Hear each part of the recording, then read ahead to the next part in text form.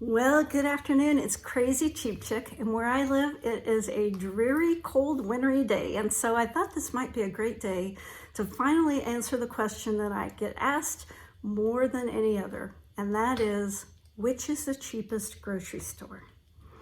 Now, I usually try to avoid answering that question because it's a really complicated question, and people are kind of emotionally charged when it comes to the store that they like. Oftentimes, they've already made up in their mind which grocery store they think is the less expensive, and I hear things like, just shop at Aldi's, or just shop at Walmart, or just, they have their opinions. But it's more of an emotional decision rather than backed by any evidence. Now, if you watch my channel, you know I have a law enforcement background. I was an investigator for a governmental agency for many years.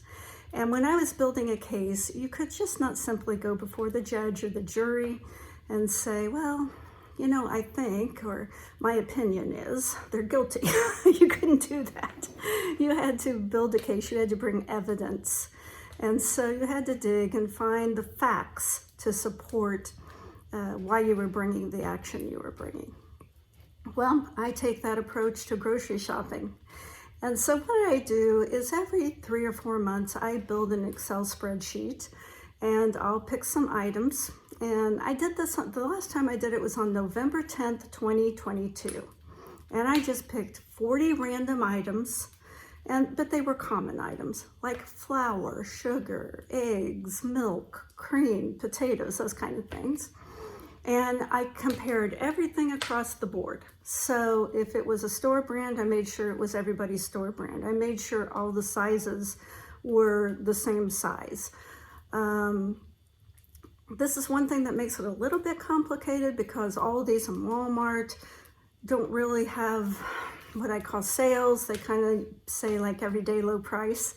And they kind of have sales, but not like the other stores. What I mean, and by what I mean by that is Dillon's and HyVee often have what I would probably call loss leaders, where they're selling things probably less than what they paid for them in order to draw you into the store to spend more money.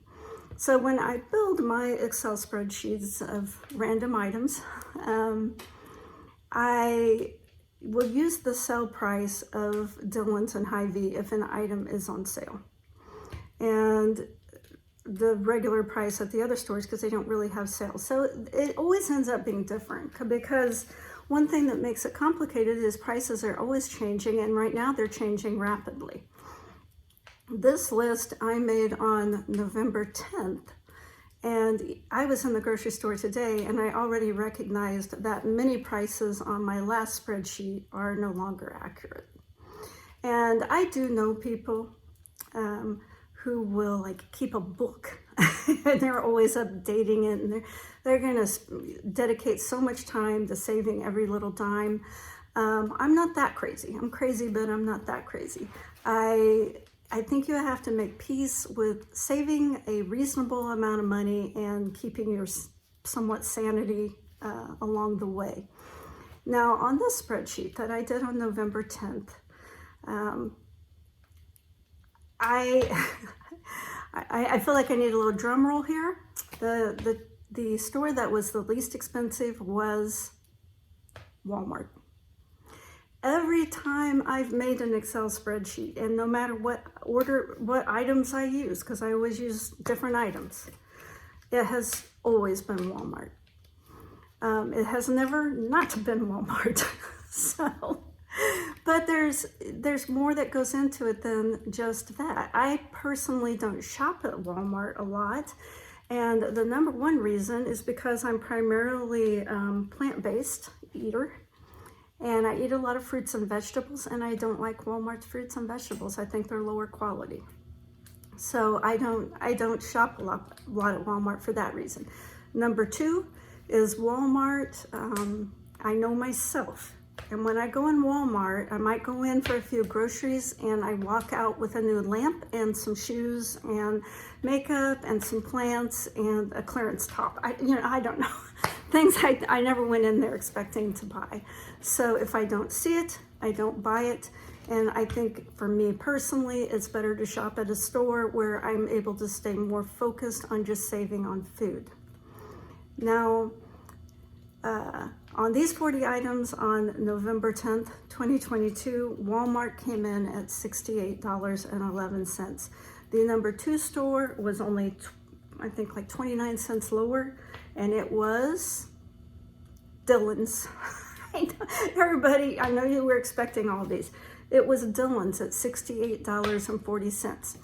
Now, to be fair, I don't know what was going on that week. Maybe they had some really good sale items. But every time before this, whenever I've made this Excel spreadsheet, it's always been Aldi. It's always been Walmart followed by Aldi. So if you're looking for the quick short answer, that's the quick short answer. Number 3 was Aldi's on this week. It was $75.67 for those 40 items. And then way in the distance was HyVee, which was $83.20. Now, HyVee in my town, it's located in kind of the upper middle class area of town. And if I was working full time and I was just grabbing some stuff on the way home, where would I go? I would go in that store because it's closest to my home. And how do most of us pick our grocery store? Probably the one that's closest to our home. Now, this is where it starts getting a little bit controversial, or people have a hard time following me.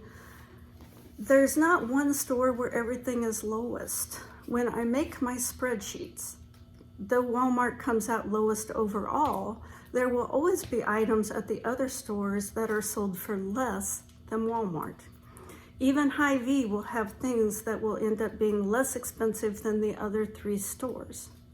And so if you wanted to save the absolute most money, you would have to make your grocery list and then look up online all 4 stores and figure out where those items were cheapest that week. And then maybe you could save $5 or $6 more.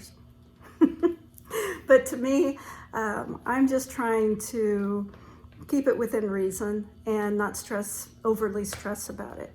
But those dollars do add up, because if you took, on that week, if you took the difference between Walmart and HyVee, the highest and lowest, that was a difference of like $14.80. So if you were buying those same 40 items every week over 52 weeks, that would be like $769. That's a pretty big amount.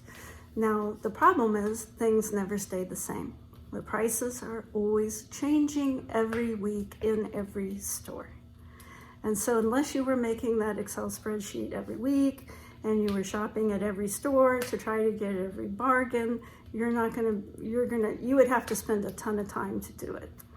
Now, my husband likes to tell me all the time that you just have to learn to roll with the punches. You know, it's that boxing analogy, which apparently means, you don't want to get hit face on. You want to see it coming and kind of let it glance off of you, so you take less of the hit. It's less painful. And I've never boxed, so I don't know if that's true or not. But I do know that our grocery strategies will have to keep changing as the economy changes. I used to be one of those extreme coupon people where I'd just have tons of coupons, and I'd have 10 coupons for one item. It'd be on sale. I'd have a coupon. I'd get things for a dime, Then they did away with that. They quit doubling coupons, and now they don't have as many coupons. You can't get 10 coupons or something like that anymore. They know, they've gotten wiser. They make sure that if they have a coupon, they also don't have it on sale. And then, I kind of switched my strategy to going to Dillon's, because they had these great markdowns where they would mark down vegetables the day they expired or day before they expired to like a quarter. I made a lot of videos about that. And now they no longer do that. So I can't use that strategy anymore. And kind of the consequence of that is, since they don't mark them down to a quarter, I'm not going to pay, 50% of something on the day it expires. It's not enough of a discount for me. I'd rather go ahead and pay full price, which is only slightly more at Walmart or Aldi, and have it be fresher and better since I eat mostly plants. But we're just going to have to keep doing that. We're going to have to keep adjusting our strategies. My strategy right now is I am back to shopping at more than one store a week. So I'll look at the ads and things that are on sale. I try to stock up on the sale items, go to multiple stores to get their sale items, and plan my meals around those sale items. I've also had to give up certain brands that I really like or items that I like in order to stay within my budget. I'm not, there was a particular salsa that I really loved, and it used to be $2.99, and now they've raised the price to $5.99, and I'm not willing to pay it. Same with some tortillas that I used to really like that used to be like $2.99, and they'd be on sale for $1.99. Now they're $6.99. I'm not going to pay it. And so as consumers, I think these companies will reach levels where they will find out we're not willing to pay certain amounts. And then the prices will probably start falling back a little bit. But that's all I have for you. It's Walmart followed by Aldi is the short answer. And if you're watching this video, it makes me think that you're a really good person, a really kind person for watching all the way to the end, because I know this one was kind of long. And it makes me think that you really care about your family and that you're trying your best to save money and to be a good money manager. And so I applaud you for that. I salute you for that. If you got anything at all out of this video, please give me a like. That would help me out an awfully lot. And consider subscribing, where I'm going to continue to talk about saving strategies, how to save on your household budget, and I have a variety of ways that you can do that. I hope you have a great day. Now go out there and save a buck.